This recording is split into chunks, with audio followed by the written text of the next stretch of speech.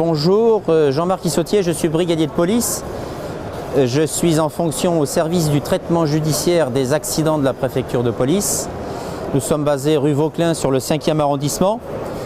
Et notre métier, notre spécialité, c'est d'intervenir malheureusement sur tous les accidents de la circulation parisienne quand le SAMU est requis et malheureusement quand il y a mort d'homme. Et le grand public met la ceinture, mais ne sait pas porter la ceinture de sécurité. Allez, on met la ceinture quand vous avez l'habitude de le faire tous les jours. Voilà, c'est parfait. Et là, je vais me permettre d'intervenir. Si monsieur est victime d'un accident de la circulation, d'entrée, je sais qu'il va avoir des blessures. Pourquoi? Pour la simple et bonne raison que déjà la ceinture de sécurité, il l'a placée à plat, au-dessus de sa ceinture, c'est-à-dire que la ceinture est sur du mou.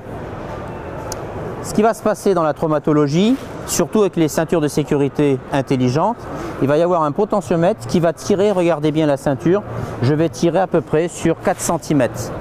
Ces 4 cm vont engendrer ici une hémorragie interne.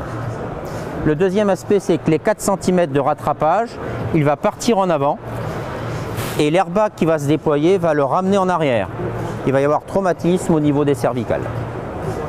Le deuxième aspect, une ceinture de sécurité, c'est toujours à plat. Donc l'aspect ventral en dessous la ceinture du pantalon, tout simplement, c'est que la ceinture doit venir se positionner sur l'os le plus important du squelette, l'os iliaque, la hanche.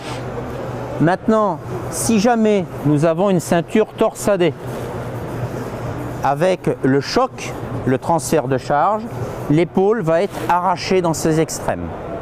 Si par exemple monsieur porte un stylo ou un téléphone portable, eh bien quand il va y avoir ce choc violent, la ceinture de sécurité va faire son office effectivement de sécurité, garant de garder le conducteur dans son véhicule, mais par contre les objets vont rentrer dans la cage thoracique.